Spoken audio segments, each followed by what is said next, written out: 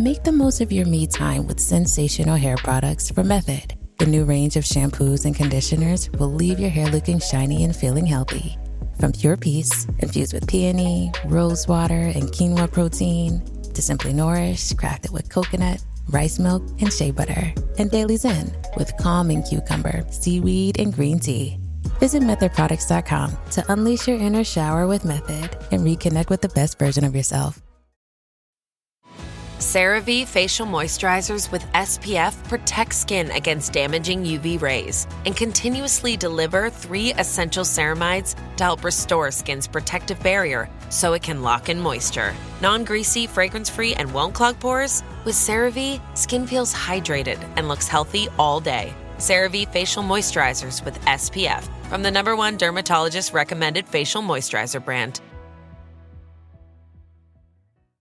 Mom deserves the best, and there's no better place to shop for Mother's Day than Whole Foods Market. They're your destination for unbeatable savings, from premium gifts to show-stopping flowers and irresistible desserts. Start by saving 33% with Prime on all body care and candles. Then get a 15-stem bunch of tulips for just $9.99 each with Prime. Round out Mom's menu with festive rosé, irresistible berry chantilly cake, and more special treats. Come celebrate Mother's Day at Whole Foods Market. It took nearly 100 years to get the sport into the Olympics. Tokyo was the first. Paris will be the second. I say Paris. It's not actually being held in France, but thousands of miles away in Tahiti. Sounds good to me. I'm Michael. And I'm John, and this is Great British Bosses from Anything But Footy, the behind-the-scenes conversation with the men and women who run British sport. And I'm delighted to say we're joined by another returnee to the podcast, but we're talking a whole different sport from when she last joined us. Hi, so I'm Vicky Gosling, and I'm the chair of GB Surfing, alongside still doing my role as chief exec of GB Snowsport. So when you get round the table, Vicky, with all the other CEOs and chairs from all the different NGBs, surfing and snow sport, you're the coolest, aren't you? It's really funny, actually. I was doing the judging for the Sports Industry Awards, and they were all going around the table, and you had some really cool people there, obviously, CEO World Rugby, etc. And then it got to me, and when I said the two remits, everybody was like, "Oh, that has to be the coolest title."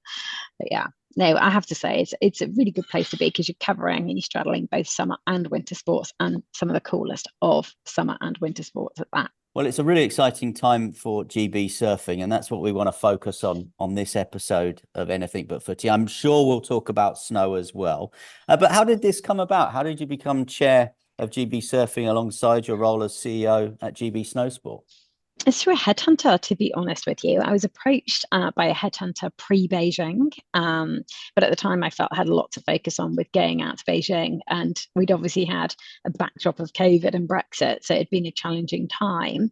And I was approached by a headhunter, and initially I said, look, it's probably going to be one step too far right now with Beijing on the horizon. But they managed to convince me to go for it, and on the premise that if I was successful, I would then take up the role post Beijing. And that's what happened. So I was very fortunate, right, to be successful, and then I took the role on. And GB surfing is relatively new. Well, yes. I mean, it's interesting because when I was approached by the headhunter, they'd actually been allocated the money 4 years ago. So once they'd decided that surfing was coming into the Olympics, then there was a bid from the 4 home nations, which includes the Channel Islands. And they put a bid forward to UK Sport to actually get the funding, progression funding, this is, rather than world-class funding. And they were successful. So they managed to secure £1.3 million. That was sort of 4 years ago now. But about 2 years ago, it had become apparent it was very tricky, because the 4 home nations couldn't really come to an agreement on how the money was going to be spent, how they were going to allocate it, what they were actually doing, what the strategy was. And so the money kind of sat in the bank for about 2 years, because they needed to ensure, well, UK Sport wanted to make sure that their funding was safe and that was the right governance structure around it, and that actually it was going to go into a smart strategy to help them succeed. But It had taken quite a period of time of sort of inter-home nation not quite singing along the same page. So part of the remit I was brought in to do was actually to set up a structure, get the right sort of governance in place and a strong, robust board, and then appoint an executive that could effectively put that performance strategy in place to succeed, and then make it a viable investable option so that UK Sport could release the money. So that's what happened, and I came in, as I say, it's nearly 2 years ago now. And the first thing I did was to appoint what I would call a pretty stellar board, actually. If you see the individuals that have come in on the board, they're phenomenal. And then just align the home nations to a common goal and vision, so really clear mission. And then appoint an exec performance director who I'd worked with before. We went through the external process, but we appointed Dan Hunt actually to come in, who'd worked with me in snow sports, and to set a smart sort of performance strategy in place that would lead UK Sport into a comfortable position where they could not only release the funds for the 2-year period, which was effectively the 1.3 million, but over 2 years, but then to give further investment to get us to LA for the next cycle. I was going to ask, what is the aim of GB Surfing? The short-term aim was to try and get someone for Paris or Tahiti, as we mentioned, but really you're aiming at LA. The reality is, with progression funding, it's a longer term strategy because we're kind of starting from scratch. So it's all about building the strength and depth of the team. And realistically, we would hope to get athletes or surfers ready to deliver medals in Brisbane. So we're looking at 8 years hence. But with the right structure and the right strategy in place, there is no reason why we shouldn't be competitive at LA. And the very fact of the matter was, we only built the progression squad, of which we have 5 athletes in it at the moment. We only built that 6 months ago. We announced it 6 months ago. And we've seen a 25% increase in their performance over that period of time. So just through facilitating them with, and empowering them and enabling them with the right structure, the right access to coaching, the right access to surf, we've seen a huge increase in their performance capability already. So we're really excited. And we were only, we actually went to the ISAs in Puerto Rico to qualify for the Olympics, and we were so close, it was ridiculous. We didn't expect that at all, quite frankly, with where we are on the journey. But so if you think about that, and then you look forward to LA, actually the world's our oyster. Is there any prospect of British representation in surfing in Tahiti or Paris 2024? Alice Barton's the name that people have been talking about. There has been discussion about wildcards.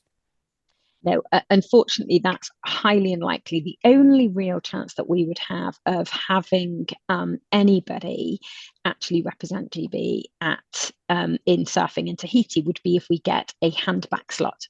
So a handback slot is where effectively another nation turns it down and a space becomes available. And so that would be, that would be our only option, really, is if we get a handback slot given to us. So. And the closest potential you've probably got to that is Sky Brown. Sky became very, very close. Aaron Strong was very close as well, but Sky Brown was super close. So the reality is, if we got a handback slot and if it was accepted by Team GB, then Sky would be our greatest opportunity of competing for GB in Tahiti. And would it be possible for Sky to do skateboarding and surfing? I put this question to Mark England at Team GB. He said, not just possible, likely. Well, yeah, I think everybody's bend over backwards, let's say, to make it so. Look, the reality is that the schedule is such that skateboarding is at one end of the Olympics and surfing is at the other end. So I think there's a 10-day gap in between, which would enable, because obviously Tahiti isn't on the doorstep of Paris. You've got a bit of a journey to go, and a bit of jet lag as well. So it is possible. It is possible. The reality is it could be challenging, but I spoke with Sky's father, Stu Brown, and he was very excited and very much, if it happens, we make it happen. So, and Sky's totally up for it as well. I had the privilege of spending some time with her as well in Puerto Rico, and she's super excited, and she's, she would certainly be up for it. Obviously, we mentioned Sky. She's such a big name in Olympic sport at such a young age. Does it help having such a high-profile athlete for your sport, Vicky? Yeah, I mean, I think at the end of the day, it's a little bit like snow sports with Mia Brooks, winning BBC Young Sports Personality of the Year. You'll hear about these sports and you'll sort of wonder what's going on within the sports. But if you have a high profile name, that it automatically tends to draw attention into what is it they're doing. So it's great to have, a household name, let's say, with your sport, because it naturally attracts attention. I think GB Skateboard would be probably one of the first to say that Sky actually has elevated skateboarding significantly for them as a national governing body, both through attracting sponsorship, but also profiling it with that younger generation.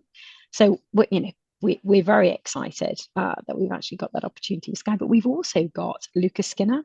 So Lucas Skinner is unbelievable. He is 16. He's from Cornwall. He's currently out in El Salvador, actually, competing for the ISA Juniors. He came second last year, and he's trying to effectively go on better and get fast, which means that he would be one of the world's best juniors in surfing. So for us, that's another name, from Cornwall. Fantastic story. Literally makes it very accessible for youngsters, particularly kids who know Lucas from Cornwall, just to take up the sport and see where they can get to. And of course, as a governing body, I'm sure you wouldn't really plan to do it this way, but you look at how Aquatics GB with their diving team have built it around the success of Tom Daley, and that it's just got bigger and bigger and bigger. So the opportunity, as you said, the world is your oyster potentially for GB surfing. Hugely, because what we need to do it. I mean, the only challenge we have with Sky, I mean, it's slightly different for Tom Daley, obviously, from where he lives, and Sky is in the States. So that's a slight challenge. That said, Zoe Atkin in halfpipe, she won the X Games. She's in the States for GB Snowsport, and she's attracted a lot of attention. But Sky is over in the States, so it's how we effectively exploit that opportunity the best way we can, whilst at the same time looking at the talent that we've got in the UK. And I do feel that we're probably going to get that second chance with Lucas Skinner as well. And Alice Barton is flying as Stanley Norman. You may have heard of Stanley Norman. He's incredible. He's in our progression squad as well. And we in fact, we've actually got Ellie Turner and Patrick as well. So the talent is there. It's just giving them the opportunity to really get access to the waves and access to that. If they can break through into the Challenger Series, which is one beneath the WSL, then we're in a really strong position. But that's what we're aiming for. And then our athletes or our surfers will start to become more recognized on the world-class stage and hopefully drag more attention back to us. So we're not then just going to orientate our entire program around Sky. We're going to look at who else can we orientate it around, because we definitely have the talent, in the system. It's just enabling it to really succeed and get the results we need so we're competitive on that world-class stage. I remember having a conversation with James Hope Gill, who's CEO, obviously, at skateboarding in this country. And he was telling me about why Sky chose to represent Great Britain. And it was more the attraction of the culture and less about the attraction of the program. And I guess there's lots of crossovers with skateboarding, with snow sport, and I'm presuming with surfing as well, that actually to get into the Olympics, to go through all the IOC hoops, actually things need to become a bit more of a program. Is that a challenge for you? Everything's always a bit of a challenge when you first start out, and it comes down to investment, is the reality. But you do need to have the structure in place. You do need the strategy, so that we call it comps and camps. So the camps that we use. So at the moment, we've done a few camps in Australia and Portugal. We're looking at Brazil. So we need to make sure that the camp structure is in place to give that strength and depth and the skill set that they need, and then channel them into the competitions. So which competitions are we going to be able to access to really put them out there, so they're competing against individuals that they want to aspire to effectively, beat, quite frankly. So you do need the structure in place. And particularly the cultural aspect is interesting, isn't it? Because a lot of people say it's a lifestyle. So it's a lifestyle across the freestyle sports, realistically.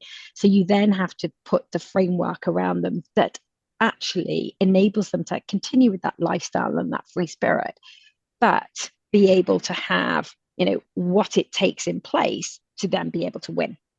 And I'm finding that a lot of our juniors, initially people said that there'll be a real pushback on the Olympic side of it.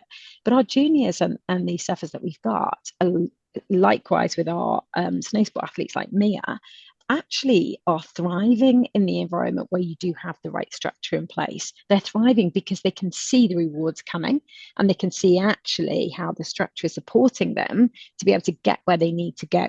Because prior to any funding coming in, actually, if you look at someone like Ellie Turner, Ellie Turner at 16 was effectively second in that world junior space. And the individual that was number one is now top of the world effectively as a female. So Ellie was there, but the funding wasn't there and the structure wasn't there. So it does make you ask the question, in terms of if the structure isn't there, how do they then succeed?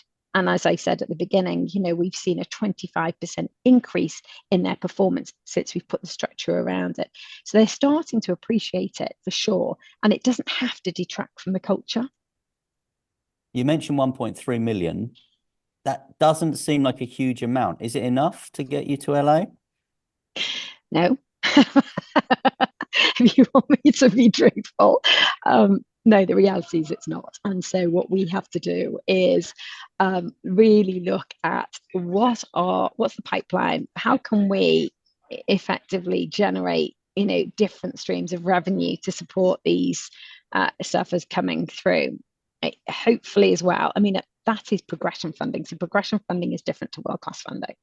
So if we get these surfers into a position where they're actually competing in the WSL, then they should be able to, and they're podium competitive, they should be able to unlock the world-class funding, which should increase the amount of funds we get from UK sport, whilst at the same time diversifying our revenue opportunities is going to be key. But that comes with, exposing the talent. That comes with the attraction of Sky and Lucas and Alice and the other surfers and being able to tell the story. Michael mentioned earlier that it took about 100 years to get the surfing into the Olympics. I think it was in the 1920s they started campaigning. Is it in for good, Vicky? Because we spoke to lacrosse in our last episode, and they were saying they were delighted to be in LA, but there's no guarantees that will continue. And we've seen breaking is in Paris, but it's not in LA.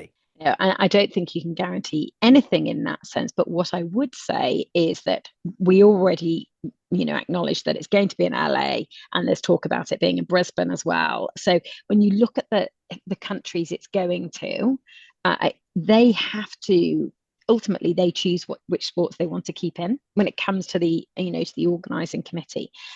I feel, I was quite surprised at breaking, to be honest with you, particularly with it going to LA. And I think it's a real shame because I think it's a super attractive sport and it's one of the urban family.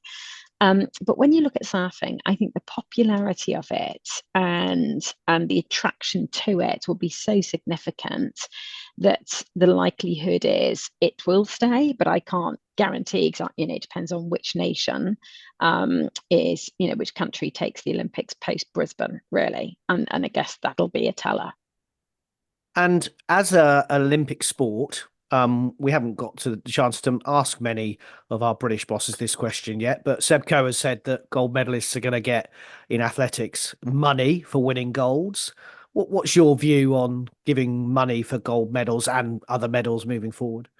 I think, you look at the Olympic and Paralympic sports, and I see this obviously firsthand.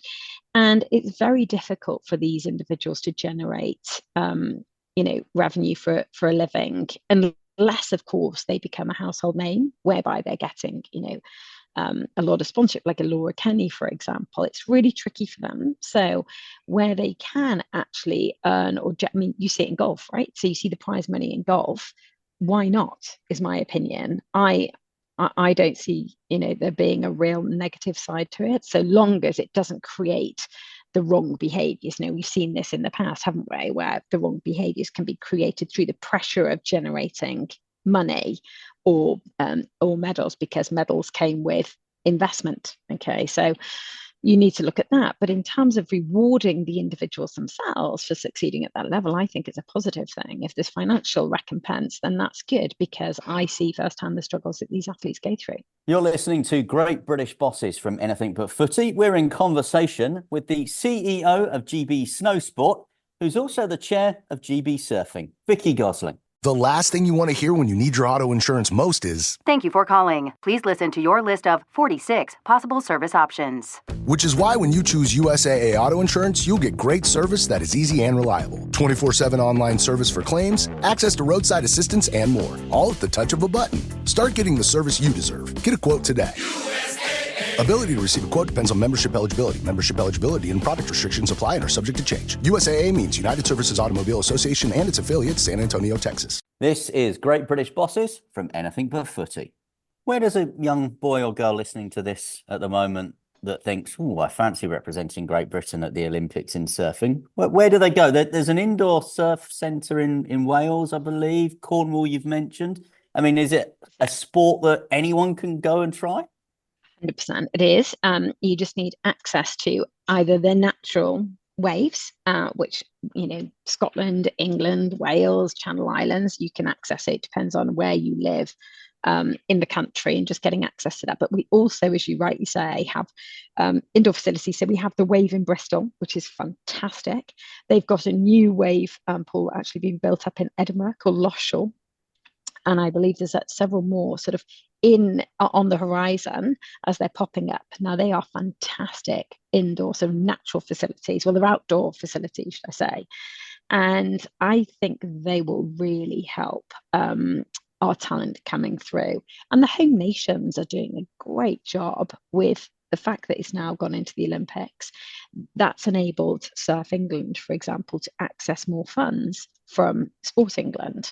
And that's enabling them to build their participation programme, as we hopefully will see across the Channel Islands, Scotland and Wales as well. And the greater the opportunity there, whereby, Surf England, Surf Scotland, Surf Wales, Surf Channel Islands are actually opening the doors and creating the opportunity of, give it a go, then hopefully we'll start to see the pipeline increasing and our juniors coming through. How do you fit everything in, Vicky? Family life, other things that you've got going on in the world, CEO of GB Snowsport, and now chairing a new governing body too.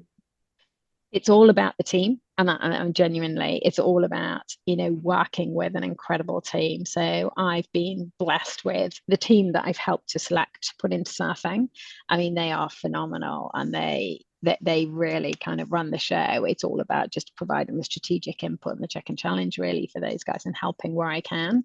Snowsport, again, if you look at the talent we've got in that team, I mean, they are phenomenal. So it's all about me empowering them, enabling them, and kind of taking away the distractions for them. That allows me to have the time to have a little bit more sort of brain time to look at what's going on. And of course, juggling 3 children and a husband and 2 dogs, well, that bit definitely is that's a priority at the weekends for sure, unless obviously we're in mid-flow of the season.